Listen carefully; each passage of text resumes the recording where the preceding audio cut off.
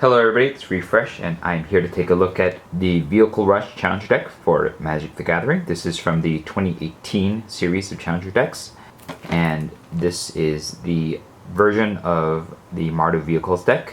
It contains a 60 card deck and the sideboard, as well as a spin down life counter. So let's go ahead and take a look at what's inside. So we have a spacer, a life counter in black.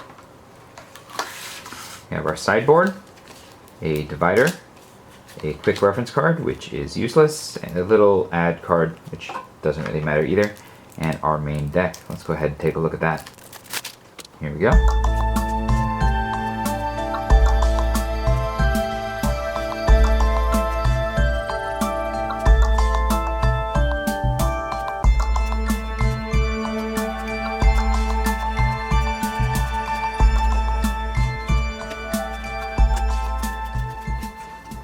Mana base is a little weak, but that is the deck.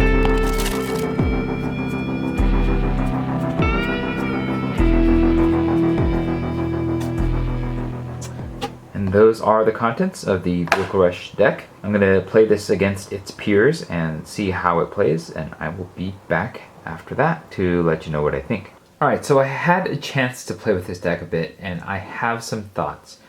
The first off is that I think that the vehicles mostly works in this deck. I appreciate that there are scrap heap scroungers in here to recur from the graveyard in case your pilots do get killed, and there is enough power between the Toolcraft Exemplars, the scrap heap scroungers, the veteran modalists, and Apala, as well as Pia Nalar, in order to crew the Heart of Kurons and the Sky Sovereign, as well as the Cultivator's Caravan, and the Aether Sphere Harvester can be crewed by just about anything, so that's not really that much of a question.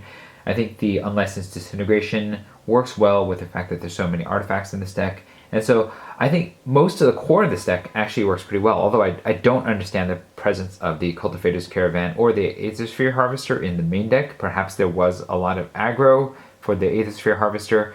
The Caravan I really can't explain at all, because are you trying to ramp in this deck? Except for the Sky Sovereign, everything here doesn't cost that much, and so I don't fully understand the Cultivator's Caravan in this deck. But outside of that, let's talk a little bit about the mana base, because that's where this deck is absolutely the weakest. There are 3 untapped dual lands, and that's it.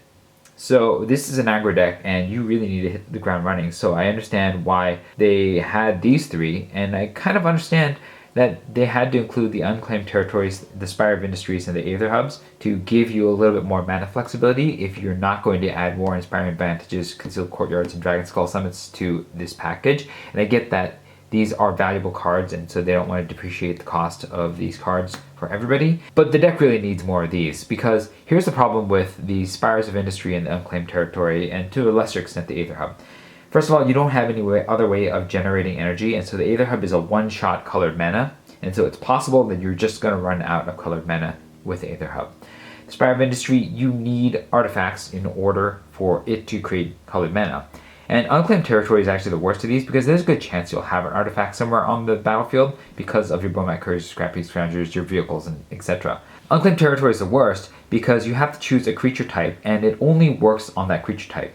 So the problem here is there is no universal creature type between the colored creatures here that you can pick that will hit all of them, right? We have 2 types of Artificers. We have the Toolcraft Exemplar and Pia Nalar, and then we have 3 types of Dwarves, the Toolcraft Exemplar, the Veteran Motorist, and the Pala. But let's say that you manage to cover them both, you still can't use the Unclaimed Territory to cast Unlicensed Disintegration or Lightning Strike. And with so many of your lands being these tap for colorless, unless you have this other condition, you're actually sometimes going to find that you can't cast either of these spells that you need to cast, and sometimes maybe not even the creatures that you need to cast, which have colors. And so that's a problem. We also have Evolving Wilds here, which, yes, it can fetch out any one of these basic lands that are of a color, but it comes into the battlefield tapped, which is kind of too slow for this aggressive deck. And so the biggest weakness of this deck in particular is the mana base, which is too slow and too ineffective and too clunky to make this work. Now, this is the only 3-color deck of this year of Challenger decks, so I kind of understand that it was going to have the most issues when it comes to the mana base, but again, for an aggressive multicolor deck to work, you really just have to get the mana right, because there's just too much potential for this deck to be too slow out of the gate when the mana is just not working, or for you not to be able to cast the spells that you need to cast because you don't have the right mana. And so that is the place where this deck could use the most amount of improvement. Although Sky Sovereign is a bit expensive for a deck that's as aggressive as this, I guess it's fine. It's something splashy for beginning players to use. And at least its crew cost is 3 and not 4, like some of the crazier vehicles in Kaladesh. Now let's talk about the sideboard. The sideboard I think mostly makes sense, but I do think that it's important, and it's something that all these challenger decks fail to do, is to include some sort of strategy guide that tells you if you're facing against this type of deck, you should put these cards in and take these cards out. I think it's sometimes not as intuitive as others, right? Some of these cards make it really obvious when you want to bring it in, like the Harsh Mentors, the Magma Sprays, the Chandra's Defeat. Those are really obvious. I don't know if it's as obvious that you want to bring in the Aether Sphere Harvesters when you're coming up against aggro decks, because that life gain is going to be important against an aggro deck, and the fact that it's a decent body that you can basically block as long as you have a 1/1 along with it on the battlefield makes it a really good anti-aggro card. And so there's a second one of those in there. But if you don't have experience in Magic the Gathering, and this is one of your first pickups to play competitively, you're not going to know when you want to bring the duresses in and what you're supposed to cut from this deck in order to make those duresses work. And so I think a strategy guide, as well as an upgrade guide, would have been very, very important in a product like this. And it's not there. And so I don't know what you're supposed to do besides go online and like look up lists or find deck texts that actually tell you how you're supposed to play this deck. But I think that would have been very important to have in the box, and it wasn't there. Aside from the major mana issues, I think that this deck is pretty strong.